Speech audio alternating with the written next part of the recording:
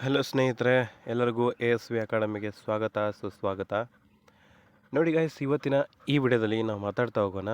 ಏನಂತಂದರೆ, ಒಳ ಮೀಸಲಾತಿ ಜಾರಿಗೆ ಬಂತಾ ಅಥವಾ ಇಲ್ವಾ, ಯಾವಾಗ ಬರುತ್ತೆ, ಹಾಗಿದ್ರೆ ಜಾರಿಗೆ ಯಾವಾಗ ಆಗ್ಬೋದು, ಮತ್ತು ನಿಮ್ಮ ಪ್ರಕಾರ ಕೂಡ ಯಾವಾಗ ಆಗ್ಬೋದು ಅಂತೇಳಿ ಕಮೆಂಟ್ ಬಾಕ್ಸ್ನಲ್ಲಿ ತಿಳಿಸಿ. ಇವಾಗ ನಾನು ಯಾವಾಗ ಆಗ್ಬೋದು ಅಂತೇಳಿ ನಿಮಗೆ ಹೇಳ್ತಿರ್ತೀನಿ. ಅದಕ್ಕಿಂತ ಮುಂಚೆ ಇನ್ನೂ ಯಾರಾದರೂ ಚಾನಲ್ಗೆ ಹೊಸಬರಾಗಿದ್ದರೆ ಸಬ್ಸ್ಕ್ರೈಬನ್ನು ಮಾಡ್ತಾ ಹೋಗಿ, ಹಾಗೂ ವಿಡಿಯೋ ಏನಾದರೂ ಇಷ್ಟ ಆಗ್ತದ್ರೆ ಲೈಕ್ ಮಾಡಿ. ಓಕೆ, ನೋಡ್ಬೋದು ನೀವಿಲ್ಲಿ ಕರ್ನಾಟಕ ವಿಧಾನ ಪರಿಷತ್ತದಿಂದ ಈಗ ಕೇಳಿರುವಂಥ ಕ್ವಶನ್ಗೆ ಆನ್ಸರ್ ಸಿಕ್ಕಿದೆ. ಸೊ ಇನ್ನು ಪ್ರಶ್ನೆಗೆ ಉತ್ತರ ಸಿಗಬೇಕಿದೆ. ಯಾವಾಗ ಆಗುತ್ತೆ ಇಲ್ಲ ಅಂತೇಳಿ ಅದು ಹೇಳಬೇಕಾಗಿದೆ. ಈಗ ನೋಡ್ತಾ ಹೋಗೋಣ, ಒಳ ಮೀಸಲಾತಿ ಎಲ್ಲಿಂದ ಎಲ್ಲಿವರೆಗೂ ಜಾರಿಗೆ ಬಂತೋ ನಿಲ್ವೋ, ಎಲ್ಲಿವರೆಗೂ ಬಂತು ಅಂತೇಳಿ ನೋಡ್ತಾ ಹೋಗೋಣ. ಈಗ ನೋಡಿ, ಚುಕ್ಕೆ ಗುರುತಿಲ್ಲದ ಸಂಖ್ಯೆ 756. ಸದಸ್ಯರ ಹೆಸರು ಶ್ರೀ ಎನ್ ರವಿಕುಮಾರ್. ನೋಡಿ, ಡೇಟ್ ನೋಡ್ಬೋದು 13/3/2025, ಉತ್ತರಿಸಿದಂತಹ ದಿನಾಂಕ. ಓಕೆ,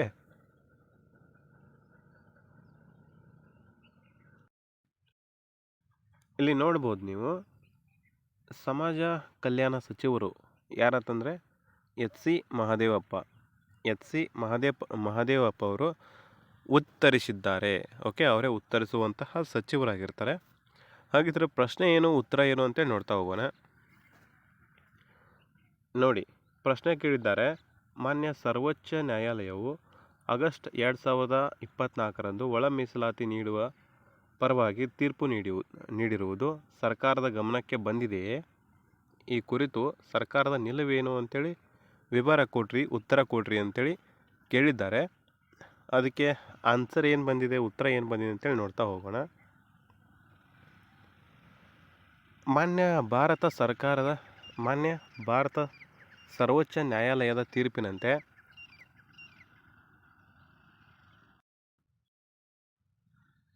ಶಿಕ್ಷಣ ಮತ್ತು ರಾಜ್ಯ ಸರ್ಕಾರದ ಅಧೀನದ ಸೇವೆಗಳಲ್ಲಿ ಒಳ ಮೀಸಲಾತಿಯನ್ನು ಕಲ್ಪಿಸುವ ಬಗ್ಗೆ ಈಗಾಗಲೇ ಶ್ರೀ ಎನ್ ನಾಗಮೋಹನ್ ದಾಸ್ ಇವರ ಅಧ್ಯಕ್ಷತೆಯ ಏಕಸದಸ್ಯ ಆಯೋಗವನ್ನು ರಚಿಸಲಾಗಿದೆ.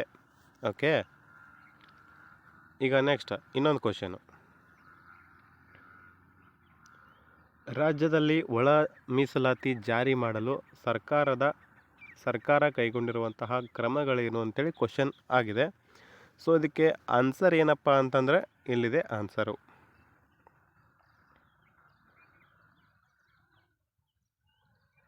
ಆಯೋಗವು ದಿನಾಂಕ 4/12/2024ರಂದು ಕಾರ್ಯಭಾರ ವಹಿಸಿಕೊಂಡಿದ್ದು, ಪರಿಶಿಷ್ಟ ಜಾತಿಯ ವಿವಿಧ ಉಪಜಾತಿಗಳ ಬಗ್ಗೆ ಮಾನ್ಯ ಸರ್ವೋಚ್ಚ ನ್ಯಾಯಾಲಯದ ತೀರ್ಪಿನಂತೆ ಅಗತ್ಯ ಮಾಹಿತಿಗಳನ್ನು ಸಂಗ್ರಹಿಸುತ್ತಿದೆ.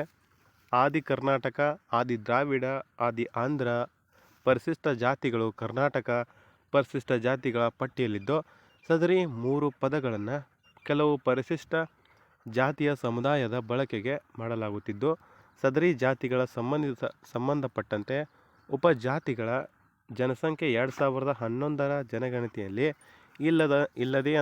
ಇಲ್ಲದಿರುವಂತಹ ಆ ಮಾಹಿತಿಯನ್ನು ಇನ್ನೂ ಸಹ ಸಂಗ್ರಹಿಸಬೇಕಾಗಿದೆ. ಇನ್ನು ಸಂಗ್ರಹಿಸಿಲ್ಲ ಅಂತ ಅರ್ಥ.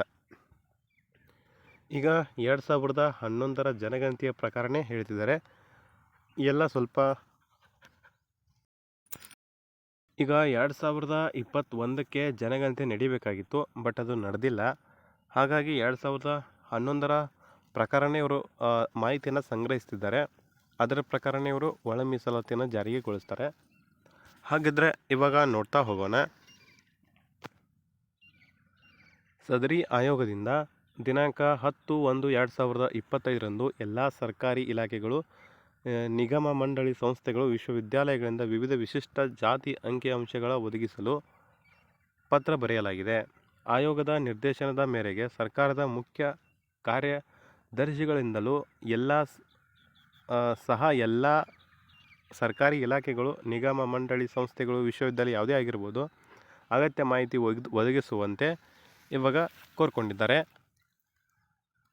ದಿನಾಂಕ 14/2/2025ರಂದು ಟಿಪ್ಪಣಿ ಹೊರಡಿಸಲಾಗಿದೆ. ಸೊ ನಿಗದಿತ ನಮೂನೆಗಳಲ್ಲಿ ಮಾಹಿತಿಯನ್ನು ಆನ್ಲೈನ್ ಮೂಲಕ ಪಡೆಯಲು ವೆಬ್ ಪೋರ್ಟಲನ್ನು ಸಿದ್ಧಪಡಿಸಲಾಗಿದೆ. ಅಗತ್ಯ ಮಾಹಿತಿಯನ್ನು ಪಡೆಯಲು ಎಲ್ಲ ರೀತಿಯ ಕ್ರಮವನ್ನು ವಹಿಸಲಾಗಿದೆ. ನೋಡಿ ಗೈಸ್, ಎಲ್ಲ ರೀತಿಯ ಕ್ರಮವನ್ನು ವಹಿಸಿದ್ದಾರೆ. ಸೊ ಇನ್ನೇನು ಕೆಲವು ತಿಂಗಳಲ್ಲಿ ಈ ಒಳ ಮೀಸಲಾತಿ ಅನ್ನುವಂಥದ್ದು ಜಾರಿಗೆ ಆಗ್ತದೆ. ಇದು ನಿಮ್ಮ ಮುಂದೆ ಇರತಕ್ಕಂಥ ಒಂದು ಪುಟ್ಟ ಮಾಹಿತಿ ಆಗಿರ್ಬೋದು. ಓಕೆ, ಇನ್ನೊಂದಿದೆ ನೋಡಿ ಲಾಸ್ಟು. ಸರ್ಕಾರ ರಚಿಸಿದ ಆಯೋಗದ ವರದಿ ನೀಡಿದೆಯೇ? ಇಲ್ಲದಿದ್ದಲ್ಲಿ ಯಾವಾಗ ವರದಿಯನ್ನು ಪಡೆಯಲಾಗುವುದು ಅಂತೇಳಿ ಕ್ವಶನ್ ಕೇಳಿದ್ದಾರೆ. ಸೊ ಈ ಕ್ವಶನ್ಗೆ ಆನ್ಸರ್ ನೀಡಿದ್ದಾರೆ. ಏನಂತಂದರೆ ಇಲ್ಲ, ಸದ್ಯಕ್ಕೆ ಇಲ್ಲ, ಶೀಘ್ರದಲ್ಲಿಯೇ ವರದಿಯನ್ನು ಪಡೆಯಲಾಗುವುದು ಅಂತೇಳಿ ಏನಂದರೆ ಉತ್ತರವನ್ನು ಕೊಟ್ಟಿದ್ದಾರೆ. ಸೊ ನೋಡ್ಕೋಬೋದು ನೀವು. ಇದು ಸಮಾಜ ಕಲ್ಯಾಣ ಸಚಿವರಾಗಿರ್ತಾರೆ. ಯಾರಂತಂದರೆ ಎಚ್ ಸಿ ಮಹಾದೇವಪ್ಪ ಇವರು ಕೊಟ್ಟಂತಹ ಒಂದು ಉತ್ತರ ಆಗಿರ್ತದೆ. ಓಕೆ, ನೋಡ್ಬೋದು ನೀವು ಇಲ್ಲಿ. ಚುಕ್ಕೆ ಗುರುತಿಲ್ಲದ ಸಂಖ್ಯೆ 756. ಈ ಥರದ್ದು ಒಂದು ಸಣ್ಣ ಮಾಹಿತಿ ಆಗಿರ್ತದೆ ಗೈಸ್. ಇದರ ಮೂಲಕ ನೀವು ತಿಳ್ಕೊಬೇಕಾಗಿದೆ ಏನಪ್ಪ ಅಂತಂದರೆ, ಸೊ ಒಳ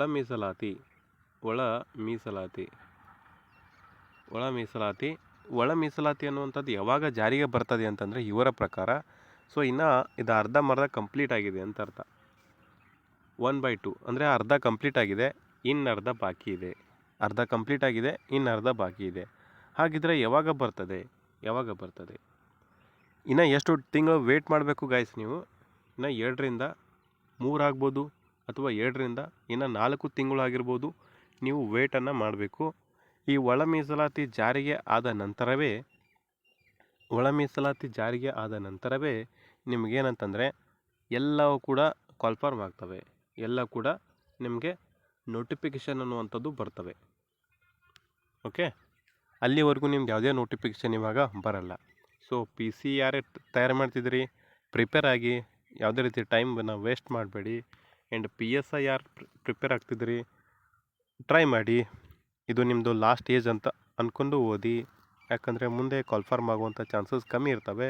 ಸೊ ಇವಾಗ ಒಳ ಮೀಸಲಾತಿಯಿಂದ ಎಲ್ಲ ಕೂಡ ಕಂಪ್ರೆಸ್ ಆಗಿದ್ದು, ಎಲ್ಲ ಕೂಡ ಒಳಗಡೆನೇ ಇದ್ದು, ಅದೀಗ ಒಳ ಮೀಸಲಾತಿಯಿಂದ ಈಗ ಪೂರ್ತಿ ರಿಪೋರ್ಟ್ ಬಂದಮೇಲೆ ಎಲ್ಲ ಕೂಡ ಒಟ್ಟೊಟ್ಟಿಗೆ ಬಂದುಬಿಡ್ತವೆ. ಹಾಗಾಗಿ ನೀವೇನಿರಬೇಕು, ಯುದ್ಧಕ್ಕೆ ರೆಡಿ ಇರಬೇಕು, ಸಜ್ಜಾಗಿರಬೇಕು. ಈಗಿನಿಂದನೇ ಪ್ರಿಪ್ರೇಷನನ್ನು ಸ್ಟಾರ್ಟ್ ಮಾಡಿ. ಇನ್ನು ಮುಂದೆ ಇದೆ ನಮಗೇನು ಮಾಡೋದು ಬಿಡು, ಈ ಥರದ್ದೆಲ್ಲ ಮನಸ್ಥಿತಿ ಬೇಡ. ಯಾಕಂತಂದರೆ ತುಂಬ ಕಾಂಪಿಟೇಷನ್ ಇದೆ. ಎಲ್ಲರೂ ಗೈಸ್ ಡಿಸ್ಟ್ರಾಕ್ಷನ್ ಆಗಿರ್ತಾರೆ ಇವಾಗ. ಆ ಕಡೆ ಈ ಕಡೆ ಡಿಸ್ಟ್ರಾಕ್ಷನ್ ಆಗಿರ್ತಾರೆ. ನೀವು ಒಬ್ಬರೇ ಫೋಕಸ್ ಆಗಿದ್ರಿ ಅಂತಂದರೆ ಸೊ ಜಾಬ್ ಯಾರಿಗೆ ಸಿಗ್ತದೆ? ನಿಮಗೆ ಜಾಬ್ ಅನ್ನುವಂಥದ್ದು ಸಿಗ್ತದೆ. ಓಕೆ, ಸೊ ಜಾಬ್ ಬೇಕಾದರೆ ಇವಾಗಿಂದನೇ ಪ್ರಿಪ್ರೇಷನನ್ನು ಸ್ಟಾರ್ಟ್ ಮಾಡಿ. ಯಾವುದೇ ರೀತಿ ಟೈಮನ್ನು ವೇಸ್ಟ್ ಮಾಡೋಕ್ಕೆ ಹೋಗಬೇಡಿ. ಸೊ ಈ ವಿಡಿಯೋ ಬಗ್ಗೆ ನಿಮಗೇನು ಅನ್ನಿಸ್ತು ಒಂದು ಸ್ವಲ್ಪ ಕಮೆಂಟ್ ಬಾಕ್ಸ್ನಲ್ಲಿ ತಿಳಿಸಿ. ವಿಡಿಯೋ ಏನಾದರೂ ಇಷ್ಟ ಆಯ್ತಂದರೆ ಒಂದು ಲೈಕನ್ನು ಹೊಡೀರಿ. ಮತ್ತು ಚಾನಲ್ಗೆ ಯಾರಾದರೂ ಹೊಸಬರಾಗಿದ್ದರೆ ಸಬ್ಸ್ಕ್ರೈಬನ್ನು ಮಾಡಿ. ಹಾಗೆ ಇದ್ರ ಬಗ್ಗೆ ಯಾವಾಗ ಒಳ ಮೀಸಲಾತಿ ಸಂಪೂರ್ಣವಾಗಿ ಜಾರಿಗೆ ಬರ್ತದೆ ಅನ್ನುವಂಥದ್ದು ಕೆಳಗಡೆ ಕಮೆಂಟ್ ಬಾಕ್ಸ್ನಲ್ಲಿ ತಿಳಿಸಿ. ಕೆಳಗಡೆ ಕಮೆಂಟ್ ಬಾಕ್ಸ್ ಇದು ಇರುವುದು ನಿಮಗಾಗಿ. ಅಲ್ಲಿ ನಿಮ್ಮ ಕಮೆಂಟ್ ಬಾಕ್ಸ್ನಲ್ಲಿ ತಿಳಿಸಿ. ಇನ್ನು ಎಷ್ಟು ತಿಂಗಳಾಗ್ಬೋದು ಅಥವಾ ನಿಮ್ಮ ಪ್ರಕಾರ ವರ್ಷಗಳಾಗ್ಬೋದಾ ಅದು ತಿಳಿಸಿ. ಓಕೆ, ಎಲ್ಲರೂ ಕೂಡ ಧನ್ಯವಾದಗಳು. ಮತ್ತೆ ಸಿಗ್ತಿರೋಣ.